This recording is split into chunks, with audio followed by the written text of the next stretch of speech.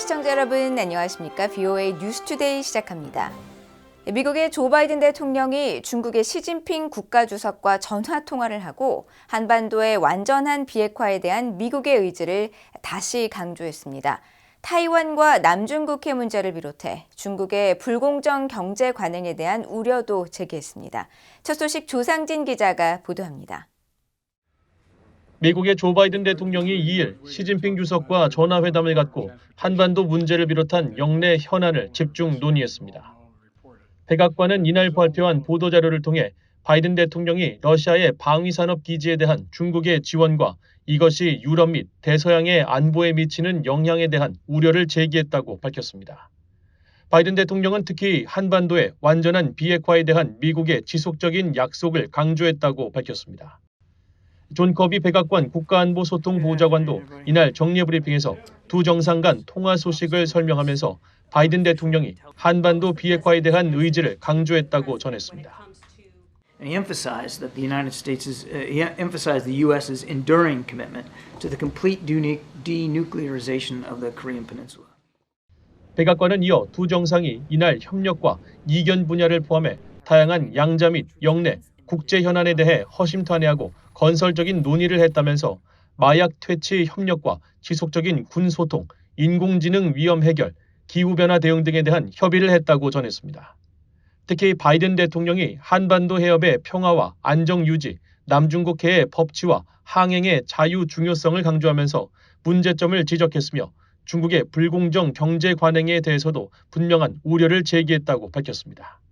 The president made clear that we have significant differences of opinion and concerns over some unfair market practices that the PRC uses that puts American workers and families at a disadvantage. He was very clear about that.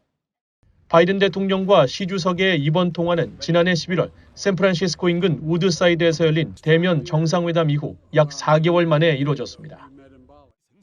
한편 미국 정부 고위 당국자는 1일 미중 정상통화에 앞서 이뤄진 관련 언론 브리핑에서 북한의 탄도미사일 도발과 러시아와의 군사협력 문제에 깊은 우려를 나타냈습니다.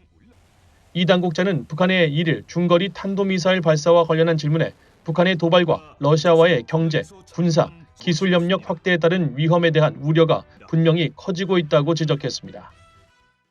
그러면서 우리는 분명히 중국에게 이러한 우려를 계속 강조하는 동시에 북한과의 외교를 수행할 준비가 돼 있으며 북한의 추가 도발을 억제하기 위한 조치를 취해 나가겠다는 결의를 거듭 밝혔다고 강조했습니다. VOA 뉴스 조상진입니다. 유럽을 순방 중인 토니 블링컨 국무장관은 북한이 우크라이나를 침공한 러시아에 미사일을 공급하는 문제를 다시 지적했습니다. 그러면서 북대서양조약기구 나토 외교장관 회의에서도 이 문제가 논의될 것이라고 밝혔습니다. 의회에서는 한국을 방문한 의원들이 복귀해 미한 양국 간의 공조는 그 어느 때보다 중요하다고 강조했습니다. 이조은 기자가 보도합니다. 토니 블링컨 국무장관이 2일 프랑스 파리에서 스테판 세주른의 프랑스 외무장관과 회담 뒤 공동기자회견을 열었습니다. 블링컨 장관은 세주른의 장관과 우크라이나 전쟁 등 주요 국제 현안을 논의했다고 밝히고 특히 러시아에 대한 북한의 무기 공급 문제를 지적했습니다. We are working day in, day out to effectively prevent the transfer of weapons and materials to Russia to fuel that war machine, to fuel its defense industrial base, including from Iran, from North Korea, and from China, something that we discussed today. This is not only a threat to Ukraine, it's actually a threat to European security as a whole.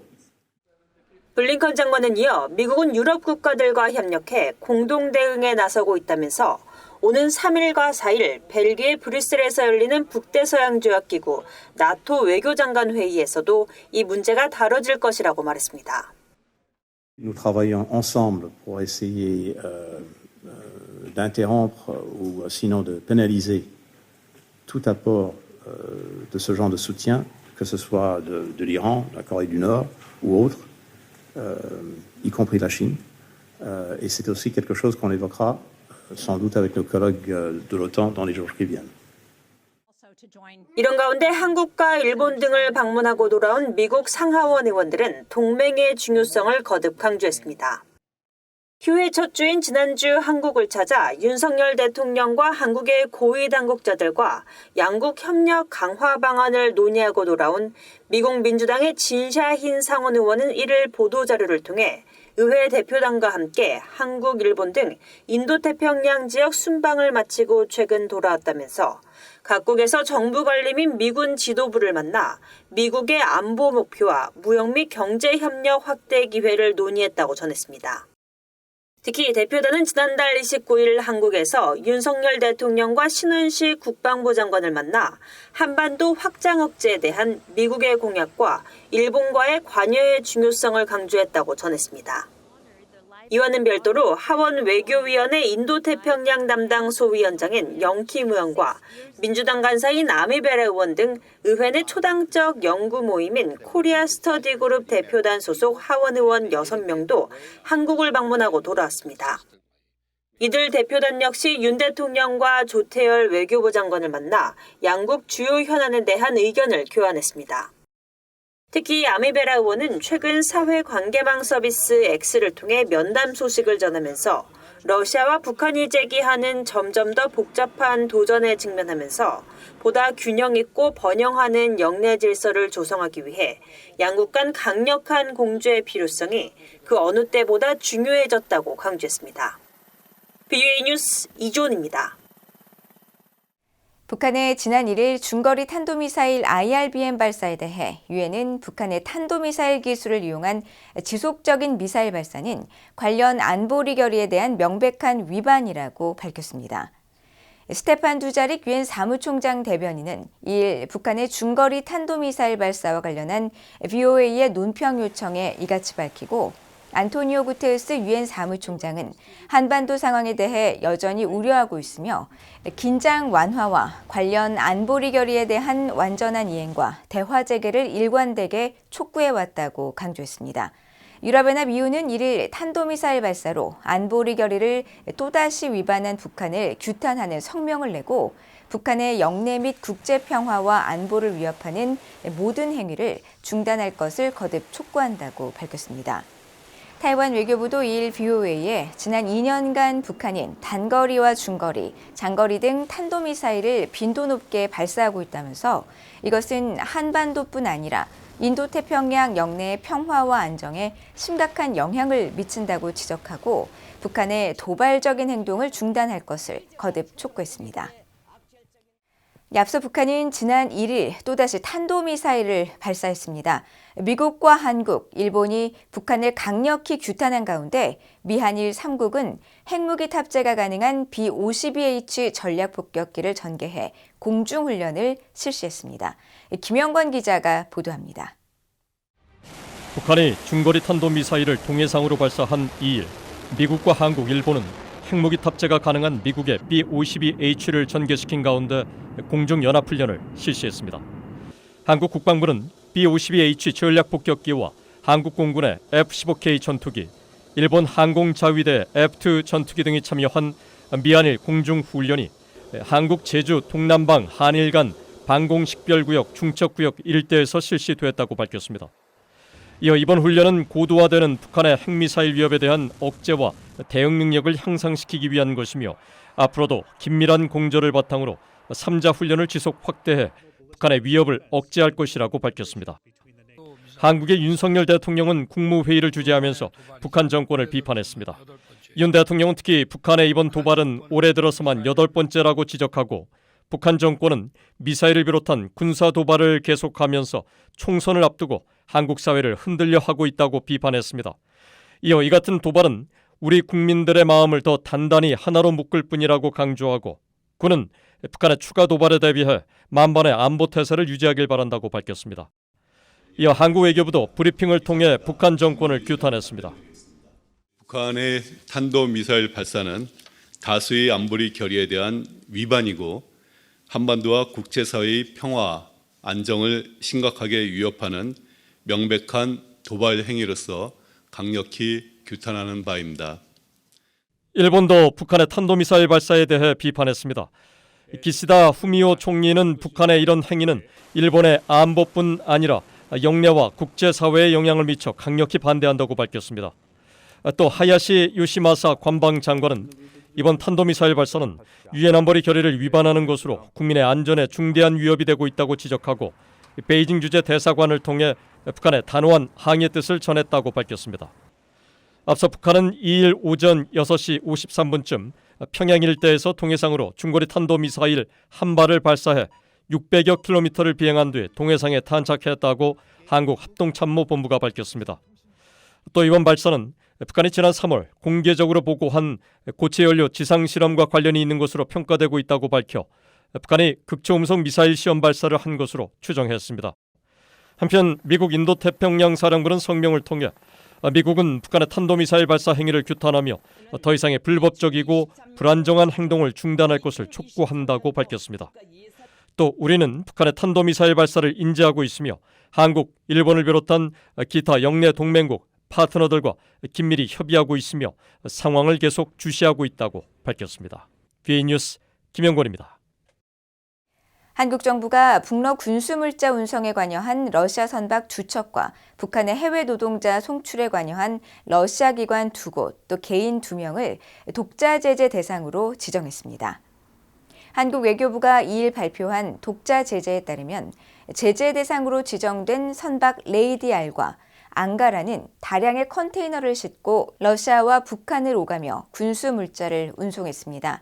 또 러시아 기관 2곳과 이들 각 기관의 대표 2명은 정보기술 IT 인력 등 북한의 해외 노동자 송출을 통해 북한 핵과 미사일 개발 자금 조달에 관여했습니다. 특히 인텔렉트 유한 책임 회사와 이 회사 대표 세르게이 미하일로비치 코즐로프는 북한 IT 인력의 러시아 내 활동에 필요한 신원 서류를 제공함으로써 북한 국방과학원의 외화벌이 활동을 도왔습니다. 또 소제이 스티비에와 이 회사 대표 알렉산드르 표도로비치 판필로프는 편법으로 북한 노동자의 러시아 입국 체류를 지원하는 등 북한 노동자 러시아 송출에 관여했습니다. 외교부 당국자는 이번 제재는 한반도를 넘어 전 세계 평화와 안정을 심각하게 위협하는 북러 무기 거래 등 군사 협력과 안보리 결의를 위반한 여타 북러 간 불법 협력에 대응하는 조치라고 밝혔습니다. 미국의 마크 에스퍼 전 국방장관은 미국은 수년간 확장 억제를 지속해왔으며 이것은 한국을 핵무기를 이용해 지원하겠다는 의미라고 밝혔습니다. 트럼프 전 행정부에서 2019년부터 2020년까지 국방장관을 역임했던 에스퍼 전 장관은 2일 VOA와의 화상 인터뷰에서 미국이 한국의 자체 핵무장을 받아들일 수 있느냐는 질문에 한반도의 핵 배치는 미국의 결정에 달려있고 한국은 미국의 확장 억제에 의존할 수 있어 한국은 자체 핵무기를 가질 필요가 없을 것이라며 이같이 밝혔습니다. 에스퍼 전 장관은 그러면서 억제는 재래식 무기와 핵무기가 둘 다 균형을 이루는 가운데 생기는 것이고 한반도에서 한국군과 미국 간의 협력이 여러 가지 면에서 지금보다 더 나은 적은 없었다고 생각한다고 강조했습니다. 유엔 안보리 대북제재위원회의 의장국을 맡고 있는 스위스가 러시아의 거부권 행사로 대북제재위 전문가 패널의 임기가 연장되지 못한 데 대해 유감을 표하면서 러시아가 안보리 결의 이행 노력을 방해했다고 밝혔습니다. 지난해부터 대북제재위 의장국을 맡고 있는 유엔 주재 스위스 대표부는 1일 VOA의 관련 논평 요청에 러시아의 이번 결정은 안보리 결의 이행의 투명성을 감시하고 보장하려는 노력을 방해하는 것이라고 밝혔습니다. 이어 스위스는 해결책을 찾기 위해 계속 관여할 것이며 대북제재 이행을 감시하는 제재위원회의 임무는 유지되며 제재위 의장국으로서 제재 이행 평가를 위해 관련 정보를 이사국에 제공하고 위원회의 결의를 준수하려는 노력에 대한 지원 방안을 고려하는 것은 우리의 의무라고 강조했습니다. 앞서 유엔 안보리는 지난달 28일 전체 회의를 열고 대북제재위원회 산하 전문가 패널의 임기를 내년 4월 말까지 1년 더 연장하는 내용의 결의안을 표결에 붙였지만 상임이사국인 러시아의 거부권 행사로 부결됐습니다. 계속해서 국제뉴스입니다. 토니 블링컨 미국 국무장관이 마무드 아바스 팔레스타인 자치정부 수반과 전화 통화를 갖고 가자지구 사태를 논의했다고 미국 국무부가 밝혔습니다. 국무부의 매튜 밀러 대변인은 이를 보도자료를 통해 블링컨 장관이 이날 아바스 수반과의 전화 통화에서 미국은 평화와 안보를 위해 새 팔레스타인 자치정부와의 협력을 기대한다고 거듭 강조했으며 팔레스타인 자치정부에 필요한 개혁을 시행할 것을 촉구했다고 밝혔습니다. 또 블링컨 장관은 가자지구 사태를 해결하기 위해 개선된 팔레스타인 자치정부가 필수적이라고 말하고 미국은 이스라엘과 하마스 간 휴전 중재 활동을 계속하고 있으며 인도적 지원을 촉진하고 지속적인 평화로 가는 길을 만들어낼 것이라고 강조했다고 전했습니다. 팔레스타인 자치정부는 최근 모하마드 슈타예흐 전 총리가 사임한 데 이어 모하마드 무스타파 신임 총리가 이끄는 새 내각을 출범시켰습니다. 이스라엘의 베냐민 네타냐후 총리가 가자 지구에서 활동 중이던 국제 구호단체 직원들이 이스라엘군의 공습으로 사망한 데 대해 재발 방지에 최선을 다하겠다고 밝혔습니다.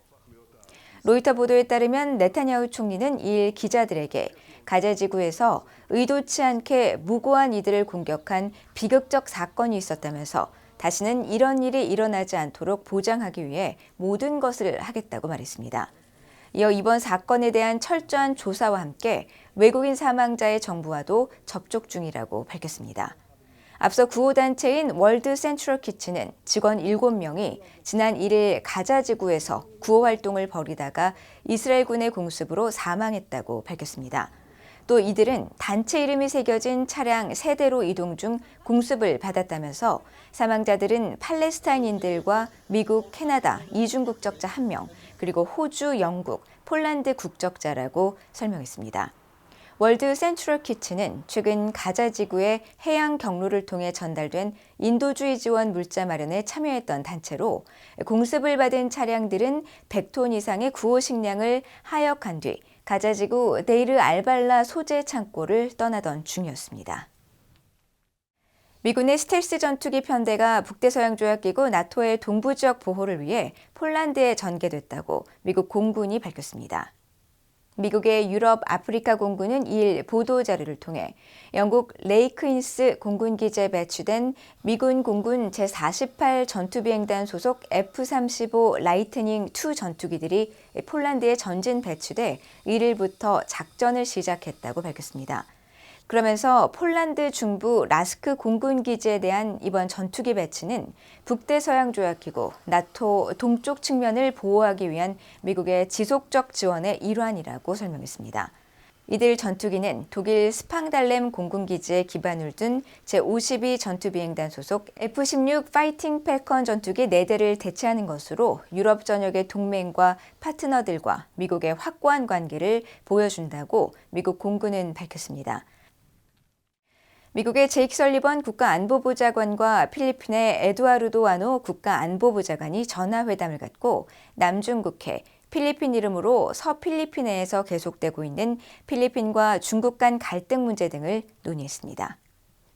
미국 백악관은 1일 보도자료를 통해 이번 회담에서 설리번 보좌관은 지난달 중국의 남중국해 내 위험한 활동과 관련해 필리핀에 대한 지지를 강조했으며 1951년 미국과 필리핀이 체결한 상호 방위 조약에 따른 미국의 철통 같은 공약을 거듭 강조했다고 밝혔습니다.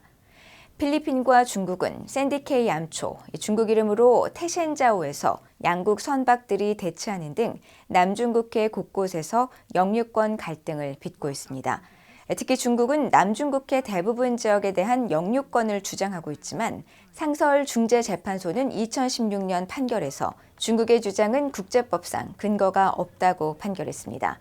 필리핀은 1999년 해안에서 약 160km 떨어진 이곳에 2차 세계대전 당시 미군이 사용했던 상륙함 시에라 마드레함을 정박시키고 소수의 해병대원을 상주시켜왔으며 지난달 23일에는 중국 해경과 민병대가 남중국해 세컨 토머스 암초 내 필리핀 전초기지에 보급작전 중이던 필리핀 선박에 물대포 공격을 가하기도 했습니다.